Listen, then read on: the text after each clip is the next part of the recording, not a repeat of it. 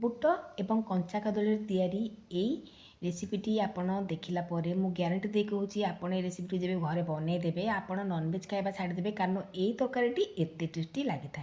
आ कंचा कदली बुटर ये रेसिपीटी को निश्चिंत निज घर थे बनातु आ भिडियोटी दयाकोरी शेष पर्यटन देखूँ।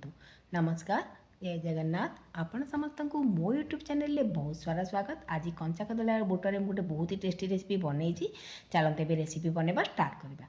प्रथम गोटे कड़े मुझे गरम कर पकई गोटे चामचर तेल आ गोटे बड़ साइजर पियाजर अधा माने तार अधा को मुझे काटिकी एमती नहीं पकई कड़े टे समय भाजी देपर से पकई गोटे बड़ साइजर टमाटो टमाटो को टे समय भाजी नहीं आमर टमाटो पियाज जल्दी सफ्ट हो अल्प टे लुण व्यवहार करें लुण पकड़ा द्वारा कौन है ना आमर टमाटो पियाज जल्दी सफ्ट हो जाए। तापर टे समय भाजी नहीं पकई गोटे 2 इंच अदा आउ 7 ରୁ 8 गोला रसुण तापर पकई देइछि 2टी सुखला लंका तापर से ऐड करछि 4टी काजू ए सब को पकई सारा परे ताकू मु भल से पूरा भाजी नहीं सफ्ट होगा पर्यंत भाजी नहीं जेमिति कि सब जिनसर कंचा स्मेल पड़ेबो ताकू से पर्यंत आम भाजी नवा।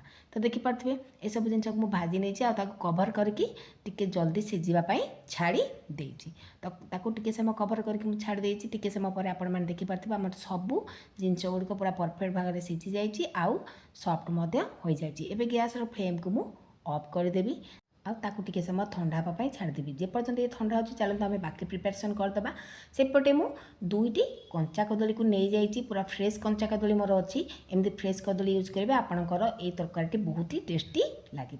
एवं चलते आम कदली को काटा पूर्व गोटे कथा सब मन रखिए जब आप कदली काटे सब हलदी पानी व्यवहार करेंगे एमती करने द्वारा जो आप कदली काटी को हलदी पानी पकईदेवे आपणकर कदलीटी कला पड़ोनी। तो देखो कदली को एपटे मु क्यूब साइज एमती काटी नहीं आपण मानक देखा मुझेपरी काटी आपण मैंने ठीक ताकू सेपरी ही काटे ताकू पूरा एमती छोट छोट करके क्यूब साइज काटी ने हलदी पानी में पकईदेवे।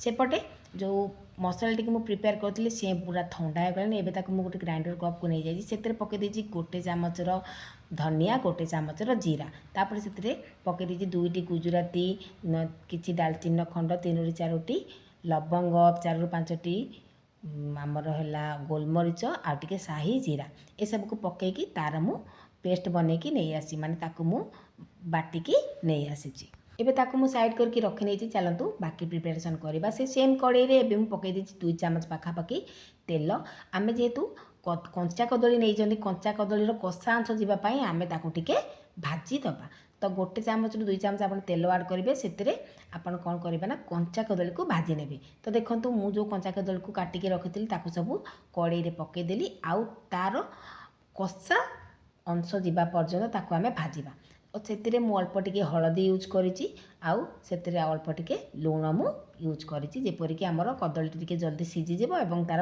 सब कषा स्मेलटी पलैब एमती कषा आपड़ करेंगे ना आपको तरकारी बिल्कुल भी भल लगे खावाई आपड़ जब भी कदली को भाजुंट कि सीझुंट निहाती भाव में टिके आग जब भाजबे टे पानी रे टिके सीझेदेवे और जब आपड़ तरकारी करेंगे निहाती भाव तेल टिके भाजी देवे।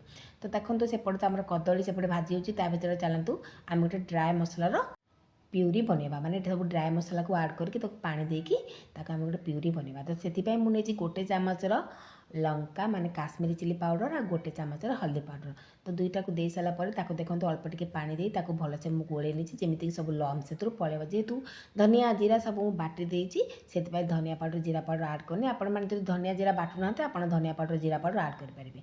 कदली देखो पूरा गोल्डन ब्राउन कलर होगा पर्यटन भाजी हो गलानी मुझे काढ़ी नहीं सामान कड़े आउ पकई 2 ରୁ 3 चामच तेल से पकई गोटे चामचर फुटण आ गोटे तेज पत्र एवं जो ड्राए मसला को आम पानी दे तार प्यूरी बनई भितर देजी आउ टिके से आम कषिदेवा जेपरिक आमर तेल ड्राए मसला अलग न हो।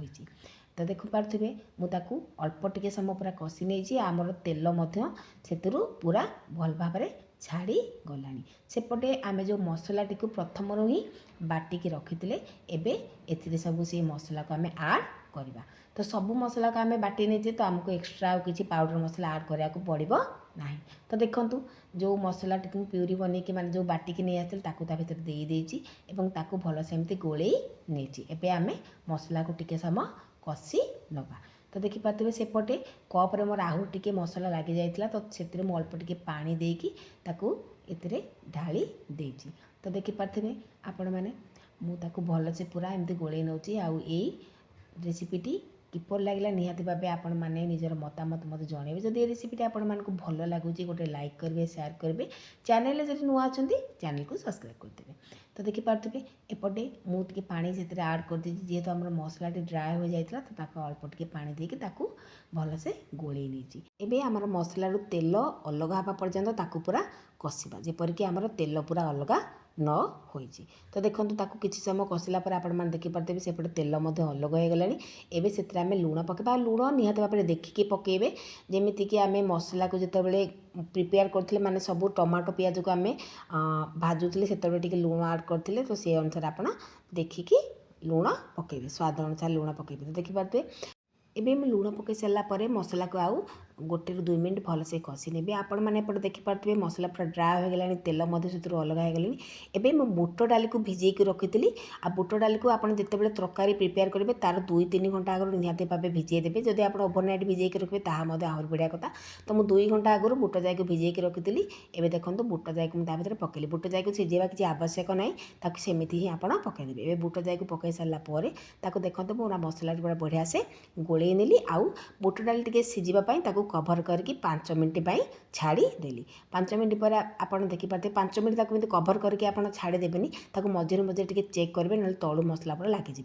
तो देखिपारे 5 मिनट पर एपटे आमर बुट डाली पूरा बढ़िया से मसला सागे मिसीगला। ये अवस्था जो कदली को आम भाजिकी रखी ता भितर देदेबा। कदली को दे सारापर सबू जिनस को भल परस्पर सहित बढ़िया से मिसई नवा जमीक बुट डाली आमर कदली मसला सब बढ़िया से भल से मिसी आम कदली आमर मसला सहित भी भलसे टिके कषि हो। बुट डाली तो आमर मसला सहित कषि हो जाता। एबे कदली को टिके समय आम कषा बस 2 ରୁ 3 मिनट एमती आप चलई नेबे। तो देखो 2-3 मिनट आप चलई सारापर कौन करेंगे ना कभर करके समय सिझापी छाड़देवे। जेहेतु कदली तो आमर अलमोस्ट सिझी जाइए भाजी नहीं तो टिके मसला सहित सी भलसे मिसीज से कभर करके 2 ରୁ 3 मिनट छाड़ी देवे। तो 2 ରୁ 3 मिनट पर आप देखिपारे बढ़िया से आमर सब जिनस मिसी गला। एबे आम ग्रेवी अनुसार से पानी आड करवा। तो आपड़ जो हिसाब से कदली बुट डाली नहीं से हिसाब से पानी आप ग्रेवी भी आपण हिसाब से आप कम बेसी करें। तो मुझे 1 ग्लास पानी ये आड कर कारण मत बेसी ग्रेवी पसंद नुह मुझे जुगजुगिया टाइप ही करी। तो 1 ग्लास पानी दे सारा भलसे मुझे मिसई कभर करके 10 मिनट छाड़ी देली। तो 10 मिनट पर आप देखिपारे आमर ग्रेवी पूरा अधा हो जाइए आमर तरकारी बढ़िया से बनी जाइए। आउ एबे आपन ग्रेवीटा देखुं ना आ टिके समय पर ठंडा होला पर आपन देखिबे पूरा ग्रेवीटी पूरा मोटा हो जाए आपन तरकारी पूरा जुगजुगिया हो जीवो। तो देखिपारे कदली पूरा बढ़िया से सिझी गलानी बुट डाली बढ़िया से सब सिझी जाइए आ तरकारी एकदम परफेक्ट भाव में बनिकी रेडी हो जाई अच्छी। तो चलतु ताकू आउ 2 ରୁ 3 मिनट फुटिया छाड़देवा। तो 2 ରୁ 3 मिनट पर कभर करके मुझे छाड़ी फुटियापाई। तो 2 ରୁ 3 मिनट पर मुझे कभर करके आपण मानक देखौची। एबे आमर तरकारी एकदम बढ़िया भाव में जुगजुगिया हो जाइए बनिकी पूरा एकदम बढ़िया भाव में रेडी हो जाइए। तापरे मुझे 1 चामच पाखापाखि पकई देछि कसूरी मेथी। जेबी भी आपण किछि भी तरकारी बनाउछथि निहाती भाव से कसूरी मेथी पकेबा को चेष्टा करंतु देखिबे आपनकर तरकारी टेस्ट केते बढ़िया लागुछि। तापर मु गैस फ्लेम को ऑफ कर देती आपण मानक ठंडा है देखी आपन को कही ना जी आप ग्रेवी रखिथे ग्रेवी पूरा सोक करनब। तो देखिपारे एपटे ग्रेवी पूरा सोक कर नहीं आमर तरकारी केते सुंदर भाव में बनी। तो यहीपरि भाव में आपण मैंने बुट डाली आउ कदली को बनईकी खाई पारे। आपण मैंने रेसिपी को निश्चित निज घर ट्राए करूँ आपर लगे मत जनातु। तो ये तो बुट डाली कदली गोटे रेसिपी आपण मान देखा गोटे नुआ वीडियो सह रोज सांग नमस्कार जय जगन्नाथ।